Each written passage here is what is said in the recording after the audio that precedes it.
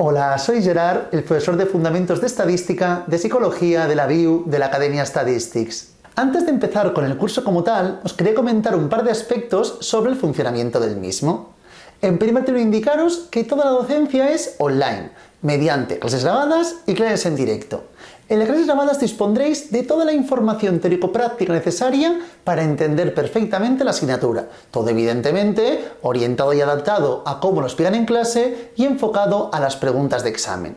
Además también tendréis un vídeo grabado que corresponderá a un modelo de examen. Ahí tendremos las preguntas y sobre todo explicaremos cómo responder cada una de ellas, para que vayáis muy preparados al examen de este año.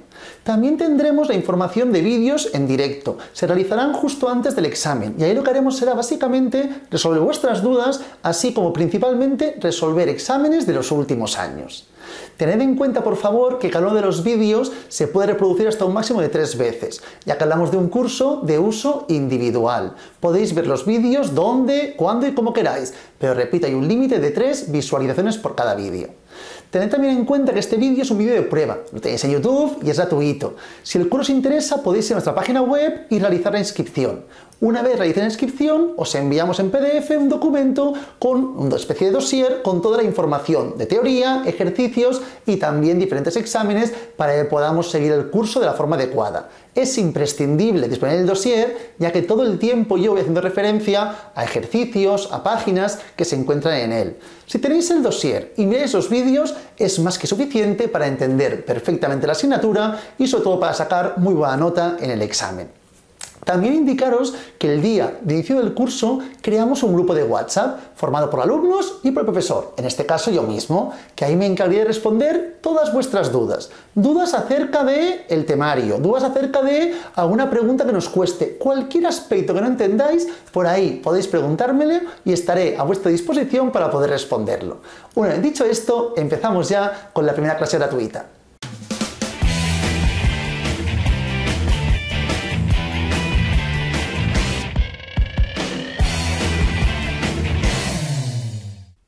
Nos adentramos ya en la información teórica de la asignatura, y nunca mejor dicho, porque la clase de hoy será eminentemente teórica. Ya iremos viendo que en las siguientes clases trabajaremos muchos más aspectos prácticos, numéricos, pero en cambio esta clase será más bien conceptual, teórica. Miraremos distintos aspectos, básicamente de las distintas fases de la investigación, y también estudiaremos el conocimiento científico. Pero antes de ello vamos a comentar las 3 características, objetivos fundamentales del análisis descriptivo. En primer término estudiaremos el más simple, que es el descriptivo, la descripción, para acabar en la predicción. Cuando estamos describiendo cualquier tipo de situación, evento, fenómeno, básicamente lo que estamos haciendo es definirlo y clasificarlo. Además de ello, cuando tenemos definidos y clasificados los eventos o situaciones, se puede estudiar la relación existente y la magnitud entre estos, ¿de acuerdo? Esta sería la parte más simple. Luego ya se complica un poco más cuando nos adentramos en la parte explicativa. Intentamos explicar el fenómeno a partir de las causas que lo están produciendo. Entonces nos planteamos los factores, las causas que están determinando, que están explicando el fenómeno que queremos estudiar. Y luego aún un punto aún más complejo sería la predicción, cuando básicamente queremos discernir cómo se van a manifestar dichos sucesos, ¿de acuerdo? Vamos a intentar predecir qué ocurrirá al ocurrir ciertos sucesos, ¿de acuerdo? Entonces, la idea de la predicción. Cada uno de los diferentes objetivos es un poco más complejo que el anterior. Una vez dicho esto, vamos a centrarnos en el conocimiento científico, para luego adentrarnos en lo que nos importa más, que es la parte inferior de la página 2, las fases de la investigación científica. Ahora nos encontramos en la parte central superior de esta misma página 2, que es cómo se genera y cómo se organiza el conocimiento científico. En primer término y fundamental, el conocimiento científico se obtiene mediante el método científico, ¿de acuerdo? Entonces, a partir del método científico obtendremos el conocimiento científico. Y este conocimiento se basa en 2 características muy importantes, 2 puntos negrizos que tenemos en la parte central superior de la página 2. En primer término, el conocimiento científico no se yuxtapone. ¿Por qué? Porque se ordena en una estructura lógica. Y en segundo término, el conocimiento científico no es permanente.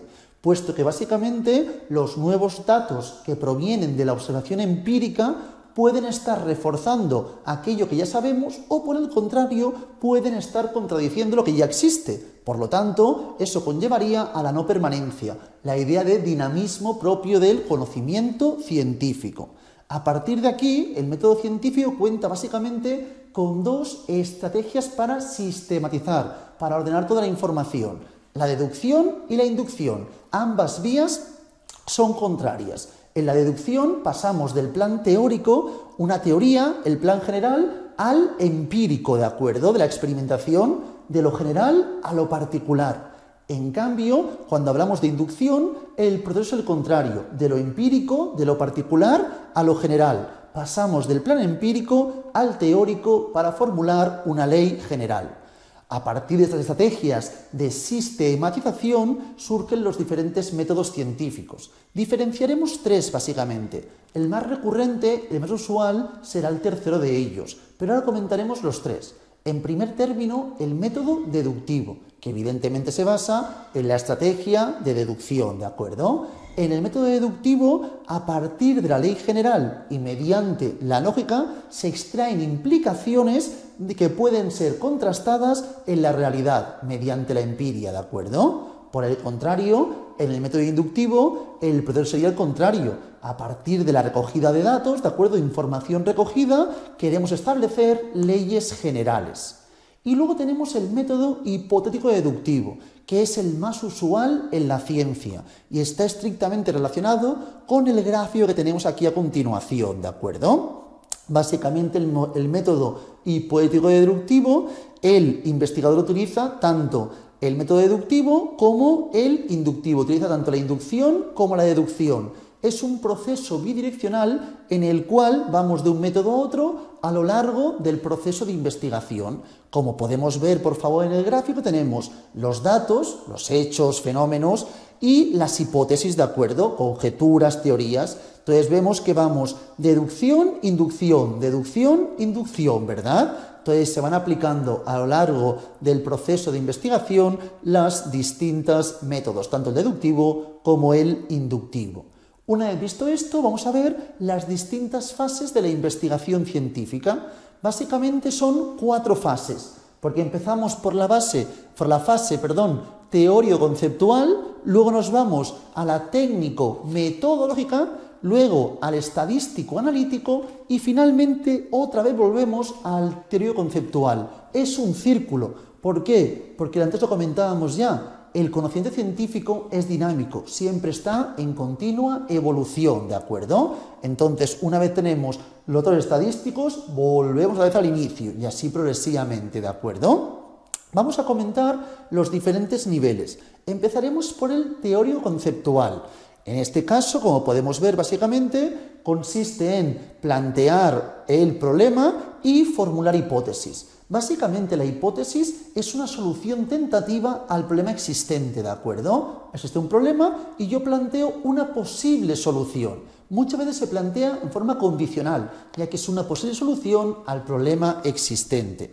Entonces, muy importante, ¿cómo se formulan las hipótesis? ¿Cómo se llevan a término las hipótesis? Aquí tenemos un seguido de condicionantes que ahora vamos a comentar, donde pone formulación de hipótesis, condiciones esenciales. Vamos a comentar características fundamentales de la formulación de hipótesis. En primer término, deben ser claras las hipótesis, es decir, deben tener sencillez expositiva y ausencia de ambigüedad, que sean lo más sencillas, lo más claras posibles, ¿de acuerdo? Además, estas hipótesis deben ser consistentes. ¿A qué me refiero con ello? Pues que deben ser compatibles de las suposiciones de la hipótesis como tal.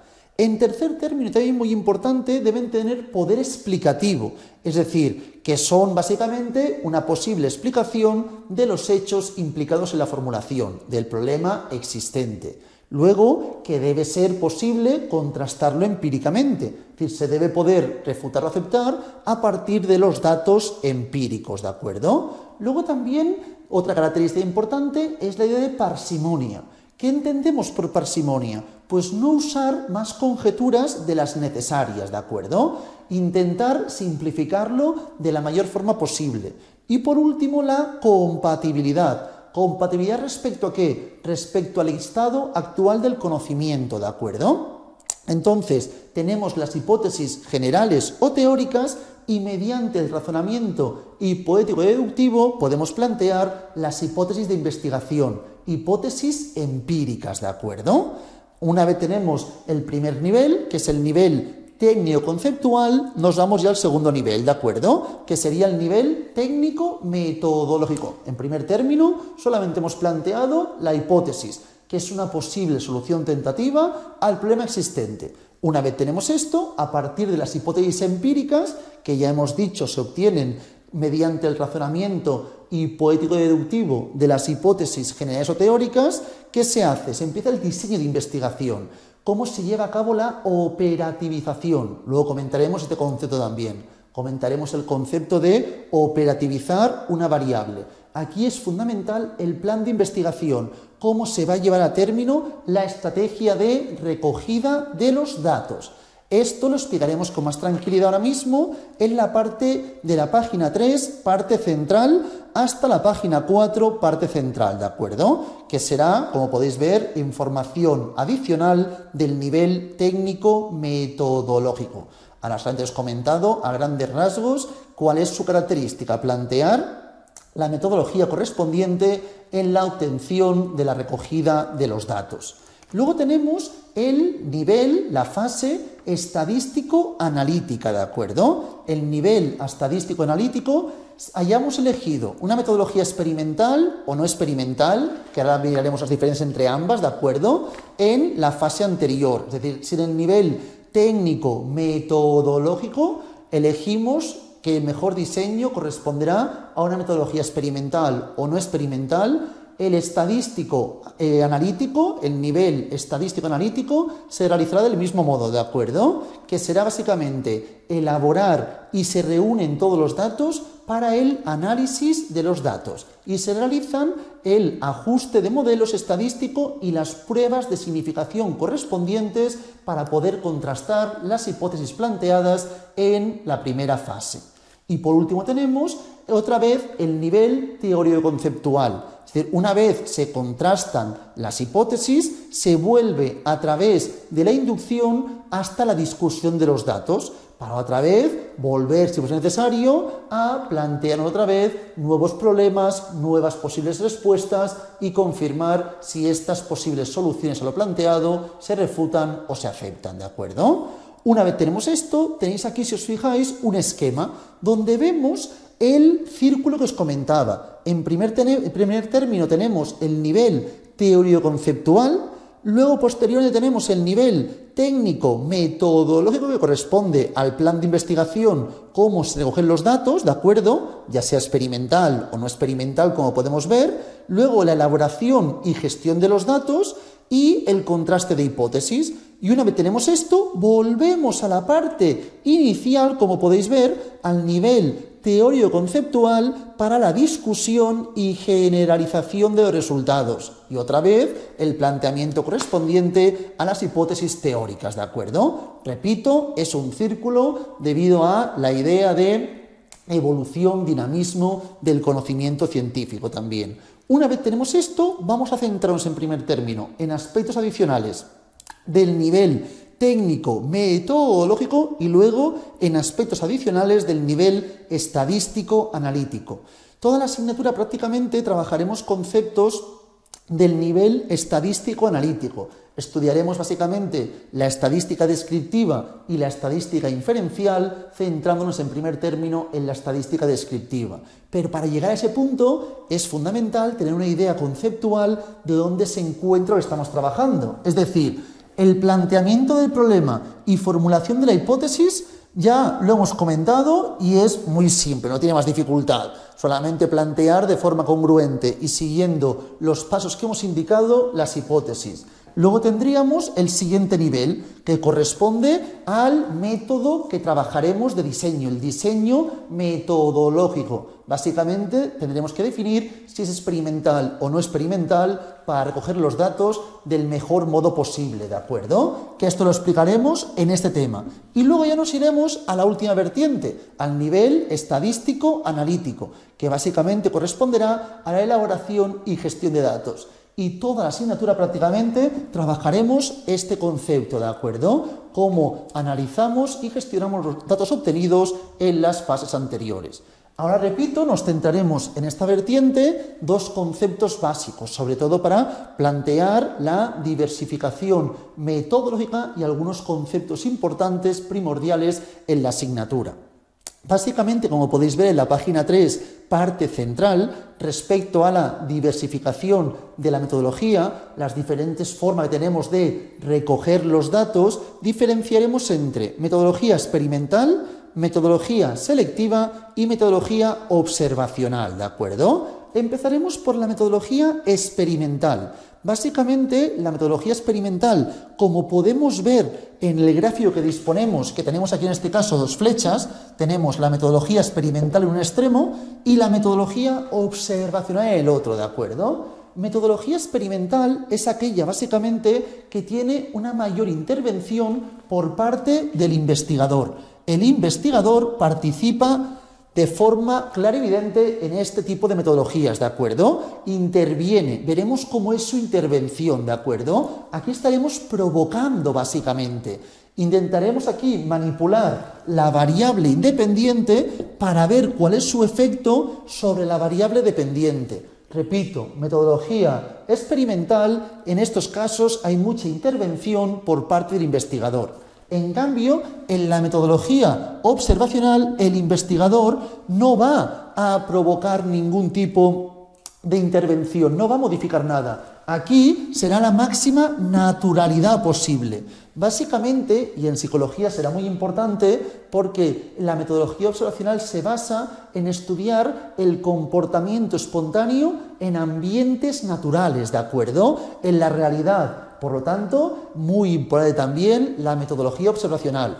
Ya veremos que según qué tipo de investigación queremos llevar a término, es más congruente la experimental o la observacional. Muchas veces parece que la parte importante de la estadística sea exclusivamente la parte o el nivel analítico-estadístico, estadístico-analítico, ¿de acuerdo? ¿Qué ocurre? Que no es cierto. Si la metodología no se ha hecho de forma correcta, evidentemente provocará que los datos obtenidos no sean congruentes con nuestra investigación. Entonces, básicamente, metodología experimental, elevada participación, elevada intervención por parte del investigador, generalmente a partir de manipular la variable independiente y controlar las variables extrañas, ¿de acuerdo? Aquí luego lo veremos, existe un alto grado de control interno, ¿de acuerdo? Habrá mucho control interno y aquí, por el contrario, en la metodología observacional, el control interno será el menor posible, ¿de acuerdo? Importante, más aspectos correspondientes a la metodología experimental. Como decíamos, hay manipulación de la variable independiente y control de las variables de confusión, ¿de acuerdo? Control de las variables contaminadoras, control de las variables extrañas. Generalmente hablaremos de variables contaminadoras o variables extrañas, ¿de acuerdo? Para que todo el mundo lo vea bien, luego lo explicaremos, pero generalmente tendremos dentro del diseño experimental variable independiente, variable dependiente y variables contaminadoras. Por ejemplo, si yo estoy estudiando cómo las horas de estudio influyen sobre las notas. Horas de estudio es la variable independiente y notas la variable dependiente.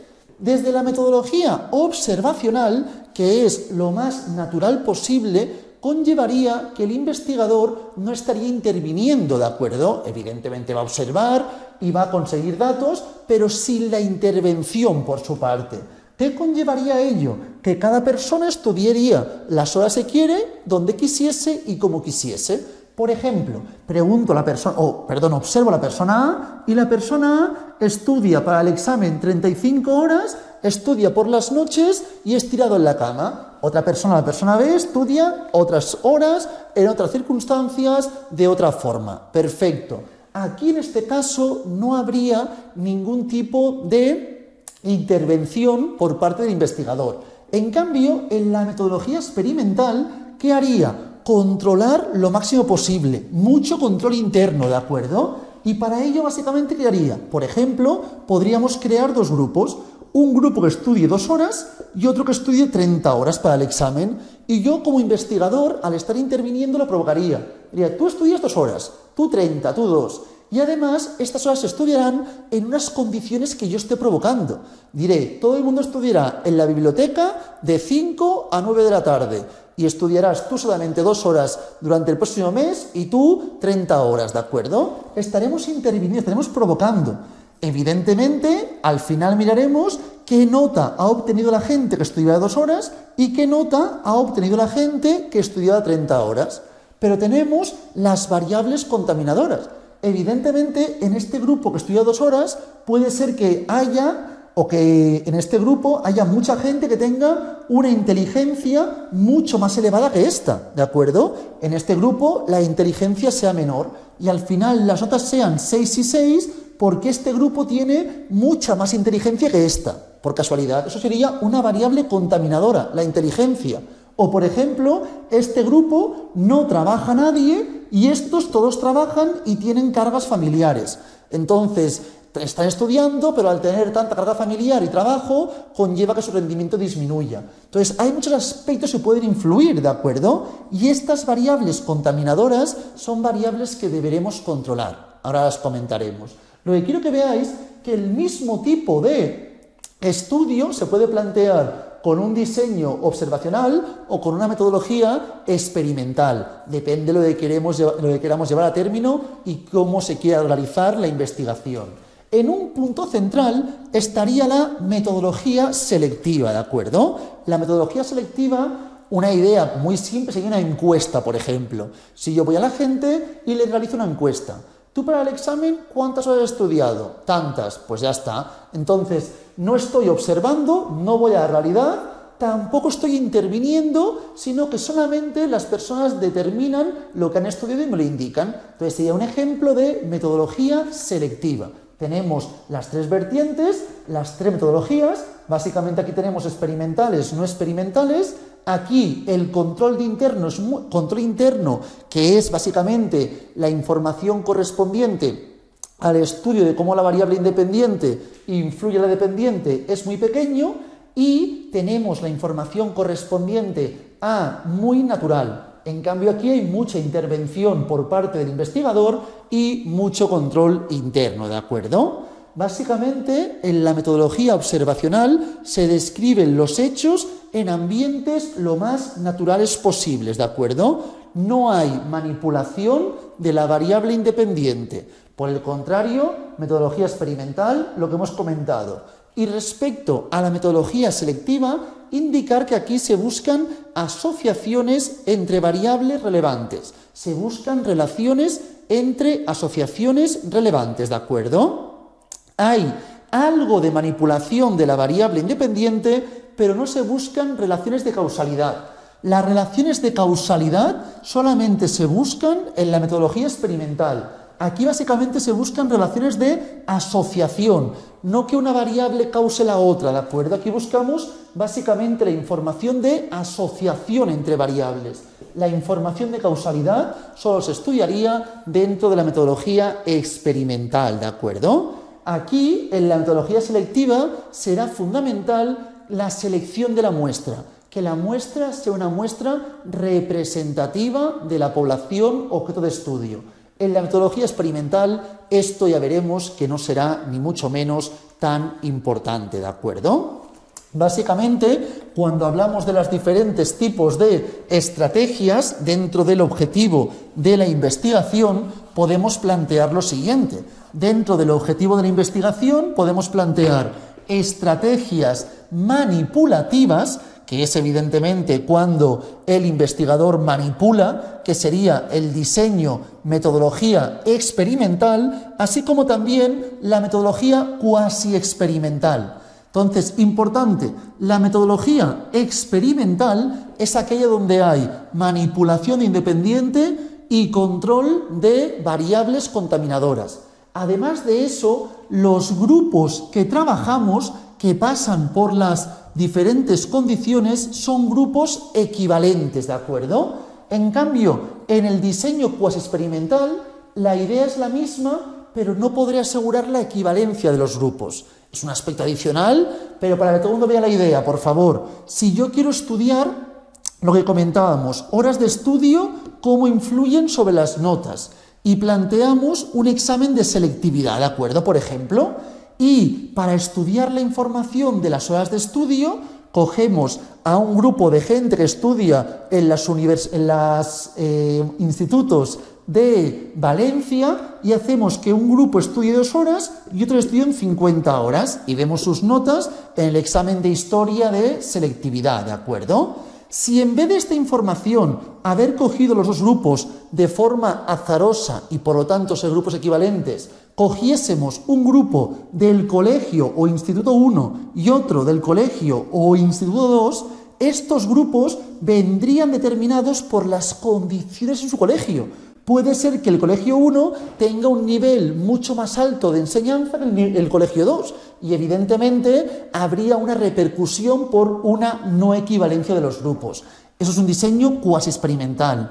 Tiene las mismas características que el experimental, pero los grupos no son equivalentes. Y también dentro de la información correspondiente a la estrategia manipulativa tenemos el caso único.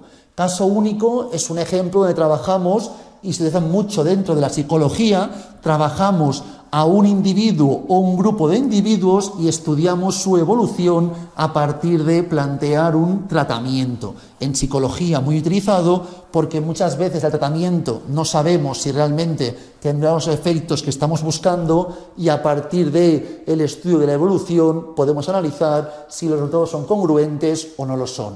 Luego también tenemos estrategias asociativas.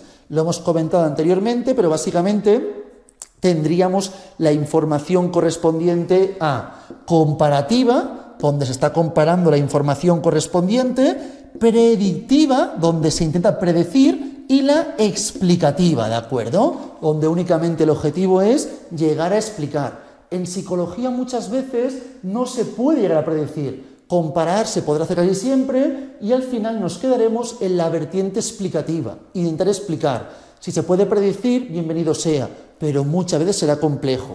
Y por último, hemos visto la estrategia manipulativa, estrategia de asociación, estrategia descriptiva, que básicamente incluye la observacional y la selectiva. Hemos comentado que a veces la selectiva también se podría plantear en la estrategia asociativa. También a veces la metodología selectiva puede tener la intención de intentar buscar asociaciones entre variables, ¿de acuerdo? Igual que la observacional. Pero que busque causalidad únicamente serían estas estrategias, ¿de acuerdo? Estas de aquí, las manipulativas, son las que buscarán relaciones de causalidad. Una vez visto esto, vamos a la parte inferior de la página 3, donde tenemos más información del plan de investigación, ¿de acuerdo? Es decir, materializar las hipótesis planteadas, cómo se recogen los datos. Entonces, importante, operativización de las variables. Lo tenemos en la página 3, parte inferior. ¿Cómo operativizamos las variables? Fundamental esto, por favor. Muchas veces, y en psicología ocurre de forma recurrente, trabajamos con constructos. Los constructos son variables que no son directamente observables. Por ejemplo, la felicidad. ¿Cómo la puedo directamente observar? No se puede. La depresión, lo mismo. Entonces, ¿qué trabajamos? Con distintos instrumentos para poder llegar a medir la variable en cuestión, ¿de acuerdo? El proceso a través del cual el investigador explica en detalle la definición que adoptará de categorías y o las variables del estudio es correspondiente a la idea de operativizar la variable, ¿de acuerdo? Es decir, intentar usar un instrumento para poder medir una variable que muchas veces no es directamente observable. Y luego tenemos el tipo de variables según su función en la investigación. Básicamente y fundamentalmente cuando hablemos de relaciones de causalidad, básicamente dentro de los diseños experimentales. Lo hemos explicado ya, variables independientes que son básicamente la variable que estamos manipulando, repito, esto dentro de relaciones de causalidad, para que sea más visual, que es donde realmente se estudia este concepto, relaciones de causalidad y diseños experimentales o cuasi experimentales o de caso único, es decir, estrategias manipulativas. Variable independiente, la variable que manipulamos para ver su efecto sobre la variable, sobre el fenómeno que realmente quiero estudiar, que es la variable dependiente, ¿de acuerdo? Y luego tenemos la variable contaminadora, que es la variable, o las variables, mejor dicho, porque si hablamos de horas de estudio y la información de las notas, pueden existir infinidad de variables contaminadoras. Seguramente cada uno pensaría en una variable u otra, ¿de acuerdo? Pues básicamente las variables contaminadoras son aquellas variables que pueden incidir sobre la variable dependiente, provocando cambios en ella no deseados, ya que el objetivo es estudiar básicamente esta relación. Por eso estas variables contaminadoras o extrañas, lo ideal será poder controlarlas. Una vez dicho esto, dos conceptos más importantes dentro de esta vertiente es la selección y la asignación, ¿de acuerdo? De la muestra, selección y asignación. Mirad, generalmente disponemos, y esto lo explicaremos luego, de toda la población objeto de estudio. Yo quiero estudiar esta población. Debido a la dificultad de estudiar a todos los individuos que forman parte de la población, seleccionamos una muestra.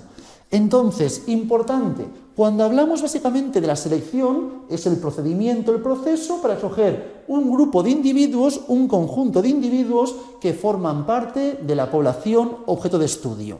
Y luego, si tenemos distintas categorías, por ejemplo, un grupo experimental y un grupo control, o lo que decía antes, un grupo que estudia 2 horas y otro grupo que estudia 40 horas para el examen, ¿qué haremos? Hacemos una asignación. Entonces, la selección es el muestreo que cogemos de la población objeto de estudio y la asignación es dentro de los individuos de la muestra cuáles van a cada uno de los niveles, de las dimensiones, de las condiciones que vamos a estudiar. Diferenciar bien la selección de la muestra de la asignación. La selección de la muestra es importante que sea lo más representativa posible en general, pero básicamente en la metodología selectiva será prácticamente fundamental. Y luego tenemos la validez, validez interna y validez externa, dos conceptos también muy importantes. Vamos a explicarlos en términos genéricos y luego nos centraremos en los distintos conceptos de la página 4, parte central. La validez interna, básicamente, es cuando queremos que nada influya en el efecto de la variable independiente sobre la variable dependiente. Controlar de la mayor forma posible que las variaciones en la variable dependiente vengan provocadas únicamente por la variable independiente. En cambio, cuando hablamos de la validez externa, es la posibilidad de generalizar, extrapolar los resultados obtenidos. Generalmente la metodología experimental es la que tiene una mayor validez interna, ya que hay manipulación de la independiente y control de variables extrañas. Y para poder generalizar la realidad, la que tendrá la metodología con mayor validez externa será la metodología observacional, ¿de acuerdo? Luego veremos que el hecho que aumente una, cuanto más control haya, ¿qué ocurre? Que más complejo es poder extrapolar a la población. Por ejemplo, si os ponía el ejemplo de horas de estudio y notas, cuanto más controle las condiciones y diga, vale, estudiaréis por la tarde en una biblioteca. Yo a lo mejor estudio solo por las mañanas y con música. En una biblioteca y por la tarde no sé estudiar. Por lo tanto, evidentemente, el provocar esa situación está comportando que no se pueda generalizar la información obtenida. Entonces, vamos a mirar la información de validez interna y externa que tenemos en la parte central de la página 4. Respecto a la validez interna, tenemos tres puntos, básicamente. En primer término, estudiamos la relación inequívoca entre la variable independiente y variable dependiente. Queremos estudiar que las variaciones de la dependiente vengan determinadas por la independiente. Aquí, evidentemente, hay un papel fundamental del control. Control, básicamente, al manipular la independiente y al controlar las variables contaminadoras. Además, en este caso, hay una relación en tercer término muy importante entre el nivel de control y la artificialidad. Buscamos una situación artificial. Yo no estoy dejando que cada uno estudie donde quiere y como quiere. Estoy provocando dónde debe estudiar y cuándo debe estudiar y cómo debe estudiar prácticamente. Relación entre nivel de control y artificialidad. Y en cambio, cuando hablamos de validez externa, básicamente corresponde, como decíamos, a la posibilidad de generalizar los resultados, ¿de acuerdo? En segundo término, aquí es fundamental la representatividad. Aquí sí que es fundamental que sea representativo. Y en tercer término, cuando hablamos de la generalización, puede ser a otros sujetos, otros valores de la variable independiente, a otras situaciones. Por ejemplo, cuando hablamos de la validez, de la generalización a otras situaciones, hablamos de la validez ecológica, ¿de acuerdo?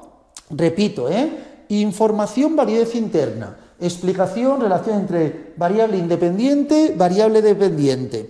Es decir, el grado en que la variable independiente causa a la variable dependiente. Para ello es fundamental que siempre la variable independiente debe anteceder a la dependiente. Horas de estudio anteceden al día del examen, ¿de acuerdo? Y luego es más alta, evidentemente, cuanto más se controlen las variables contaminadoras. Estas variables deberemos controlarlas. Y luego tenemos la validez externa, que decíamos, importantísimo, que la muestra debe ser representativa de la población objeto de estudio. En la información de la validez interna no es necesaria que sea representativa, ideal si lo es, pero no es algo fundamental ni mucho menos, ¿de acuerdo? A partir de aquí tenemos dos puntos negrizos, por favor, en la parte central de la página 4. Me dice, si preparamos situaciones muy controladas y artificiales, podemos garantizar un alto nivel de validez interna, pero bajo de validez externa. Cuanto más aumente la validez interna, comportará una disminución mayor de la validez externa. Y en segundo término me dice, si realizamos nuestro estudio en situación de campo, es decir, la realidad, de acuerdo, el contexto más natural posible, eso conllevará o comportará obtener resultados de mucha o con mayor validez externa, pero evidentemente la validez interna disminuirá, porque no podemos asegurar que las variaciones de la dependiente sean provocadas por la independiente, ¿de acuerdo? Esta es la idea correspondiente a la fase o nivel técnico metodológico. Ahora vamos a mirar el nivel estadístico analítico. Otros conceptos, una vez ya tenemos los datos obtenidos, cómo se lleva a término el estudio estadístico de estos datos obtenidos, ¿de acuerdo? Para ello tenemos la parte inferior de la página 4. Básicamente, en primer término tenemos 3 puntos negrizos. Primer punto, elaboración y reunión de los datos. Aquí básicamente transformaremos los registros en datos para que puedan ser tratados desde una vertiente estadística. Importantísimo. Cómo se llevará a término dependerá básicamente de las escalas de medida. Luego lo veremos. Según si es una variable quali, variable quanti, dentro de quali si es nominal u ordinal. Iremos viendo cómo irá cambiando la información y el tipo de indicadores que estudiaremos. Por ejemplo, si hablamos de la información correspondiente a la media, yo no puedo buscar la media de una variable cualitativa. Si estudio color de pelo, moreno más rubio más moreno entre 3, no se puede calcular. Entonces, hay muchos indicadores y que son propios, evidentemente, de variables cuantitativas y luego lo estudiaremos cuáles son. En segundo término, segundo punto negrizo, en análisis de datos se distinguen 2 tipos de objetivos principales y esto lo estudiaremos muy bien. Tendremos el análisis estadístico descriptivo y el análisis estadístico inferencial. Diferenciaremos análisis estadístico descriptivo y el análisis estadístico inferencial. Lo comentaremos en la siguiente página al principio esta información, pero básicamente cuando hablamos del análisis estadístico descriptivo, corresponde a la organización y síntesis de la información contenida en un conjunto de datos empíricos. Es decir, El análisis estadístico descriptivo consistirá en describir, en estudiar y organizar la información contenida en un conjunto de datos empíricos. En cambio, cuando estos datos se quieren generalizar, extrapolar, inferir a la población objeto de estudio, es cuando estudiaremos el análisis estadístico inferencial. Una vez dicho esto, que es lo que a continuación en la página siguiente empezaremos comentando, tenemos la etapa de discusión y generalización de los resultados, ¿de acuerdo? Básicamente hay dos tareas fundamentales. En primer término, la extracción sobre la base de los resultados estadísticos y teniendo en cuenta la estrategia seguida para obtener los datos, se buscarán las conclusiones con los conocimientos y supuestos previos a la investigación. Y luego, en segundo término también, la posibilidad de generalizar los resultados obtenidos. Esta es un poco la idea antes de adentrarnos en la parte ya más bien estadística. Ahora nos adentramos en la parte estadística, en la clase siguiente empezaremos en la página 6, que será en la tabulación, pero hoy acabaremos conceptos teóricos, para que sea una clase totalmente teórica, de la información de la página 5 del dossier, ¿de acuerdo? Dentro de la estadística, que como podéis ver en la página 5 superior nos indica que es la ciencia que tiene por objeto la recolección, análisis e interpretación de los datos, diferenciamos la estadística descriptiva de la estadística inferencial, ¿de acuerdo? Básicamente en estadística el objetivo acostumbra a ser el estudio de la población. Yo quiero estudiar toda la población que está formado por un conjunto de individuos. Pero muchas veces, debido a que la población es muy grande, está formada por muchos individuos, es imposible estudiar todos los individuos de la población, no es alcanzable. Si yo quiero estudiar, por ejemplo, cuál es la media de peso en Valencia, ¿qué ocurre básicamente? Podría estudiar a todos los individuos de Valencia, pero tendría que estudiarlos al mismo momento, mismo segundo. Y al segundo habrá nacido gente, habrá muerto gente, aunque sea ínfimo, pero habrá una pequeña variación. Entonces es prácticamente imposible estudiar a todos los individuos. ¿Qué se hace generalmente? Trabajamos con una muestra. Esta muestra ya hemos comentado que lo ideal es que sea representativa de la población objeto de estudio. A partir del estudio de esta muestra es cuando estudiamos la información correspondiente a la estadística descriptiva, ¿de acuerdo? Describimos la muestra, cogemos datos empíricos y los analizamos, los estudiamos. Y luego, a partir de estos datos, si queremos estudiar la población, ¿qué hacemos? Generalizamos, extrapolamos, inferimos datos muestrales a los datos poblacionales, de la muestra hacia la población, ¿de acuerdo? La muestra básicamente es un conjunto de individuos que forman parte de la población. Cuando hablo de, por ejemplo, de individuos en toda esta clase, puede haber muchos rotuladores, ¿de acuerdo? Yo ahora cojo una muestra está formada por 3 individuos de todos los posibles individuos que forman parte de la población. Entonces cogemos 3 individuos. De estos individuos que forman una muestra, yo puedo estudiar la información. Y luego lo que puedo hacer es extrapolar, generalizar, para intentar inferir cómo es la población objeto de estudio, ¿de acuerdo? Importante, cuando estamos cogiendo una muestra, que estudiamos diferentes características de los individuos, ¿verdad? Estas características es lo que denominamos como las variables. Cuando hablo de las variables, hablo de estas características propias de los individuos estudiados. Básicamente, las variables las diferenciamos según si son variables cualitativas, o también se pueden denominar variables categóricas, y las variables cuantitativas, o también denominadas variables numéricas, ¿de acuerdo? Las variables, repito, variable es una característica de los individuos que estemos trabajando. Las variables cualis o categóricas básicamente hacen referencia a atributos, ¿de acuerdo? Y generalmente, aunque se puedan plantear con números, los números son meramente etiquetas. Por ejemplo, los buses. El bus puede tener el número bus 4, el bus 8, pero este número es una mera etiqueta. No significa que el 8 sea mejor que el 4 ni superior. Es una etiqueta de un recorrido distinto al que hace el bus 8 respecto al 4, ¿de acuerdo?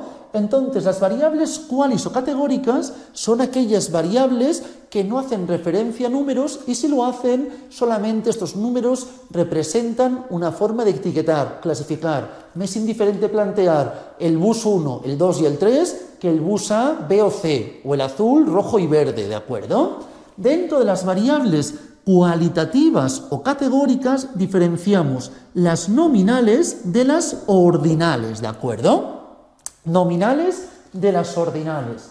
Las nominales son aquellas donde las categorías, ¿qué son las categorías? Las categorías son las alternativas que tiene una variable. Es decir, si habla aquí de los rotuladores, ¿qué puedo estudiar? El color. El color sería una variable categórica, ¿de acuerdo? Y rojo, verde, negro, azul serían las categorías, ¿de acuerdo? Las diferentes opciones de la variable. Entonces, si hablamos de una variable categórica nominal, quiere decir básicamente que las categorías no tienen una jerarquía preestablecida.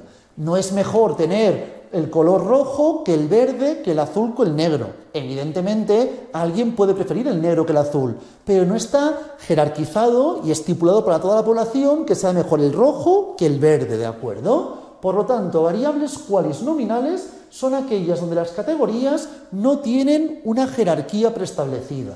En cambio, las cualis ordinales, las categorías sí que tendrían una jerarquía preestablecida. Por ejemplo, si os hablo de nivel de estudios, primario, secundario, universitario, doctorado. Aquí sí que habría una jerarquía preestablecida y hablaríamos de una variable cualitativa ordinal, ¿de acuerdo?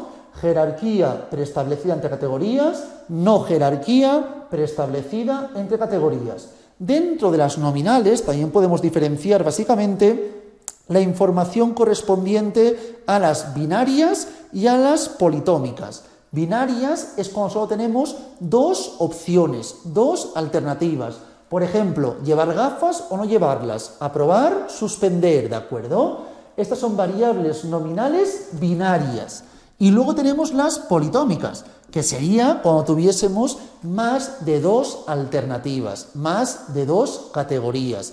Como por ejemplo, color de pelo, moreno, rubios, castaños, pelirrojos, tendríamos ahí una variable nominal que no sería binaria. Las ordinales siempre tendrán como mínimo tres grupos, tres categorías, ¿de acuerdo? Entonces no serán binarias. Evidentemente, estas de aquí, nominal y ordinal, son siempre propias de las variables cualitativas o cuantitativas. Y luego tenemos la información correspondiente a la información de las variables cuantitativas o numéricas. Estas, las cualis o categóricas, no son métricas, ya que no trabajamos con aspectos numéricos, estas sí que serán métricas, ¿de acuerdo? Y aquí básicamente diferenciaremos según los valores y luego diferenciaremos según la escala, ¿de acuerdo? Esta diferencia es importante. Según los valores diferenciaremos si es discreta o es continua, ¿de acuerdo? Las variables cuantitativas o numéricas, según valores, pueden ser discretas o continuas. Discretas son aquellas que entre dos valores consecutivos no puede haber ningún valor. Por ejemplo, el número de hijos. Entre 0 hijos y un hijo no puede haber ningún valor. Aunque tenga una herramienta muy sensible. O tienes 0 o tienes un hijo, ¿de acuerdo? En cambio, las continuas, según la sensibilidad de la herramienta de medida, cada vez podré ser más y más y más preciso. Por ejemplo, el peso. Yo peso 80 kilos, pero si tuviese una báscula más sensible, podría ser más preciso y pesar 80,03. Y si aún no es más, 80,03, 2, 8, 1, 4, 5, 9 y lo que fuese, ¿de acuerdo? Por lo tanto, diferenciamos discretas de continuas, según valores. Y luego también podemos diferenciar según la escala. Las variables cuantitativas o numéricas, según la escala, pueden ser de intervalo o de razón, ¿de acuerdo? Escalas de intervalo es cuando el 0 es un 0 relativo. El 0 es un 0 arbitrario. Un ejemplo muy simple y muy típico sería la información correspondiente a la temperatura. En la temperatura el 0 es un 0 arbitrario. Según con qué escala trabajemos, el 0 es indicativo, es un valor u otro. Es decir, en la escala Fahrenheit 0 corresponde a un 0 y en la escala Celsius a otro 0, ¿de acuerdo? En cambio, en la escala de razón, el 0 es un 0 absoluto. ¿Qué significa absoluto? Pues que el 0 indica la ausencia de la característica. Si yo mido 0 de 0, no mido, ¿de acuerdo? La característica es 0. Si tengo 0 euros, totalmente 0, no tengo ni un euro, ¿de acuerdo? El 0 es indicativo de la ausencia de la característica. En cambio, en escalas de intervalo, 0 relativo. Dentro de la psicología, trabajamos con test de depresión, de inteligencia, de felicidad, acostumbran a ser escalas de intervalo, ya que en un test de depresión el 0 no significa 0 depresión, sino que a veces es un valor más. Es más, muchos test fluctúan de 10 a 70. No existe ni el 0, ¿de acuerdo? Digo 70 por poner un valor cualquiera, pero quiero decir que no tienen ni el 0 correspondiente. Entonces, intervalo 0 relativo. En cambio, escalas de razón, el 0 sería absoluto, ¿de acuerdo? En escalas de intervalo, repito, el 0 no expresa la ausencia de la característica y, en este caso, admite operaciones de igualdad-desigualdad, suma, resta y orden. En cambio, las de razón, además, también permite multiplicaciones y divisiones. Para que lo veamos, por ejemplo, la edad. Si hablamos de la edad, ¿qué diríamos? ¿Qué es quali o es quanti? Sin duda es una variable cuantitativa numérica. Discreta o continua. Claro, la edad, según la sensibilidad de la herramienta de medida, se puede ser cada vez más preciso. Y puedo medir la edad en años, en meses, en días, en segundos, en milisegundos. Diríamos que es continua. Y evidentemente es de razón, porque el 0 es un 0 absoluto, ¿de acuerdo? Así es como planteamos la información. Si hablásemos de quali, por ejemplo, si hablo de el color de ojos, hablaríamos que es nominal y dentro de nominal politómica, diríamos en este caso, ¿de acuerdo? Para finalizar la información de hoy, antes de adentrarnos en la matriz de datos, vamos a mirar la información correspondiente a estadísticos y parámetros. Hemos comentado anteriormente que el objetivo es el estudio de la población, pero para estudiar la población, ¿qué haremos? Cogeremos una muestra y estudiaremos de forma descriptiva la muestra. Cuando trabajamos la información de la muestra, los indicadores que trabajaremos se denominan estadísticos. Cuando trabajamos la población, los indicadores con los que trabajamos se denominan parámetros, ¿de acuerdo? Parámetros son propios de la población, estadísticos propios de la muestra. Todo esto lo iremos viendo con tranquilidad, pero os lo comento ya para que tengamos la idea, ¿de acuerdo? Por ejemplo, cuando hablamos de la media, importantísimo, en los datos muestrales, en estadísticos, utilizamos siempre letras latinas, ¿de acuerdo? En la población, letras griegas. La mu es la media de la población. Esta X, con esta raya arriba, correspondería a la media de la muestra. Si hablamos, por ejemplo, de la varianza, ¿cómo plantearíamos la varianza? La varianza en la muestra será ese cuadrado en la población sigma cuadrado. Si hablamos de la desviación típica o desviación estándar, todo esto lo veremos en la siguiente clase, pero para que veáis un segundo que si vemos letras latinas y griegas, que no os confundáis, latinas hacen referencia a la muestra, la raíz de la varianza, y las griegas a la parámetros, a la población, sigma. Podría añadir proporción, correlación de Pearson, más indicadores. Lo que me importa es que en la siguiente clase estudiaremos la información de la muestra. Por lo tanto, trabajaremos con los estadísticos, que son los indicadores propios de la muestra. Además de ello, también, toda la asignatura, iremos trabajando con el SPSS. Para que esté todo bien organizado, haremos una clase adicional donde explicaremos toda la información del SPSS.